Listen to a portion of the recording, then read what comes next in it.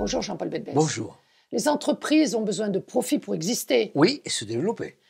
Mais pourquoi ce mot est-il à ce point là tabou en France? Ben écoutez, c'est assez paradoxal, c'est parce qu'on ne gagne pas assez d'argent. Le profit est critiqué en France parce qu'il n'y en a pas assez. Il y en aurait assez. On aurait plus de croissance, plus d'investissement, plus d'emplois, plus d'exportation, et on aurait donc moins de problèmes de dette, moins de problèmes de déficit. Et aujourd'hui, au contraire, nous n'avons pas assez de rentabilité, pas assez de croissance, et donc à ce moment-là, la situation est partout plus tendue. On essaie d'avoir partout moins d'emplois, partout rogné sur les dépenses, et partout on a des entreprises qui sont plus serrées, plus tendues, tout simplement parce que le profit n'est pas là. C'est quoi le profit? Le profit, c'est l'argent que l'on reçoit avec les clients qui achètent, moins de l'argent que l'on sort en achetant et en payant les salaires. Et donc, c'est une différence. Le profit est une différence entre les flux entrants et les flux sortants. Évidemment, on se dit que s'il y a plus d'argent qui rentre que d'argent qui sort, l'entreprise pourra davantage investir, davantage innover, davantage embaucher, davantage se développer que l'inverse. Et évidemment, cette vérité se retrouve partout. Et aujourd'hui, nous avons en France un manque à gagner des entreprises, grandes, moyennes et petites, ce qui fait que tout le monde vit plus mal. Quel est le rôle de la bourse ou des bourses pour dans la vie des entreprises?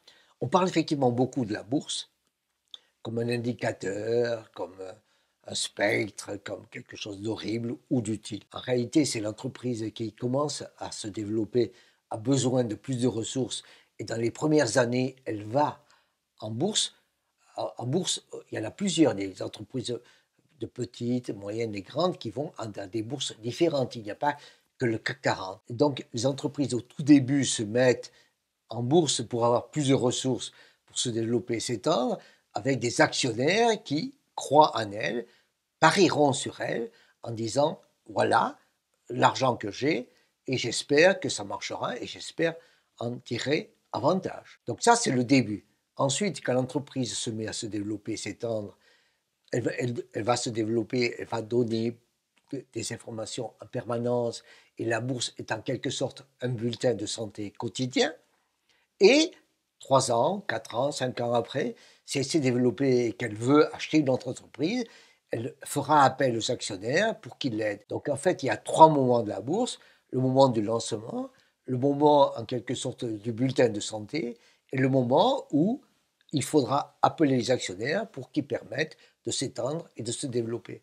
Et ce problème, si vous voulez, est lié en permanence à la rentabilité ou au profit, le mot tabou, des entreprises. Ce qui se passe en France, c'est que comme il n'y a pas assez de profit, la bourse ne monte pas.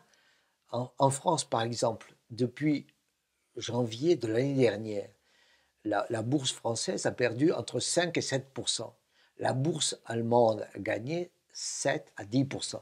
La bourse américaine a gagné 10%. Le Nasdaq, qui est la bourse d'innovation américaine, a gagné 50%. Donc on voit bien à quel point, quand on dit aux Français, mettez votre argent en bourse, vous avez de l'épargne, ils se disent, attention, est-ce que je vais mettre de l'argent pour le perdre? Donc on voit bien à quel point il y a un cycle positif entre profit, croissance, investissement et emploi. Dans l'esprit de bien des personnes, profit égale exploitation, inégalité et excès.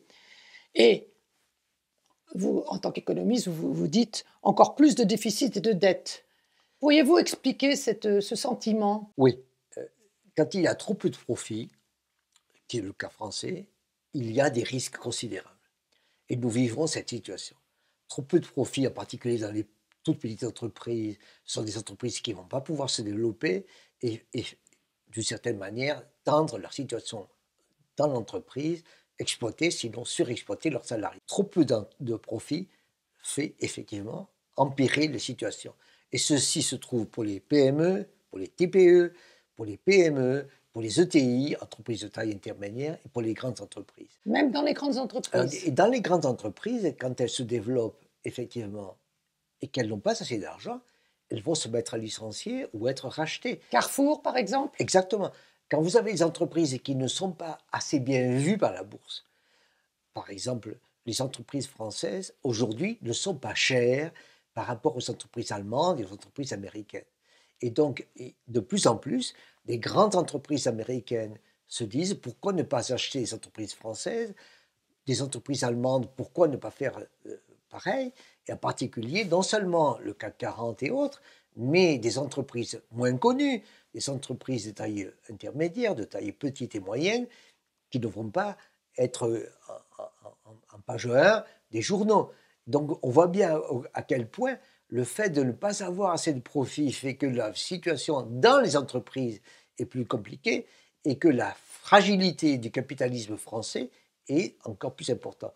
Le capitalisme vit avec du profit, c'est vrai. Trop peu, ça ne l'aide pas. Trop, c'est vrai, c'est excessif. Mais aujourd'hui, nous n'avons pas assez pour vivre bien. Donc en fait, le profit permet de progresser, de croître.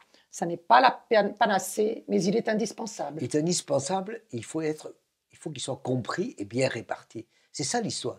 C'est-à-dire qu'il faut comprendre pourquoi le profit naît dans l'entreprise et il faut faire en sorte qu'il soit correctement réparti. Réparti correctement pour les actionnaires et de plus en plus pour les salariés dans l'entreprise. Et on voit bien que le système allemand, par exemple, répartit considérablement du résultat à ses salariés. C'est pour ça que, ils gagnent plus d'argent, que les salariés sont plus convaincus de travailler pour l'entreprise et que ça marche mieux. Donc le profit, d'une certaine manière, quand il n'y en a pas assez, c'est tendu. Quand il y en a trop, c'est embêtant. Et il faut, en quelque sorte, un juste profit, juste ce qu'il faut et justement réparti. Merci Jean-Paul Bedbez. Bonjour, bienvenue sur la chaîne Bedbez, où chaque jeudi, en quelques minutes, je vous parle de mes sentiments sur la situation économique, sociale en France et ailleurs. Et je vous invite à vous abonner, je vous invite à liker, je vous invite à en parler, je vous invite à faire des commentaires. Donc, je vous invite. Merci.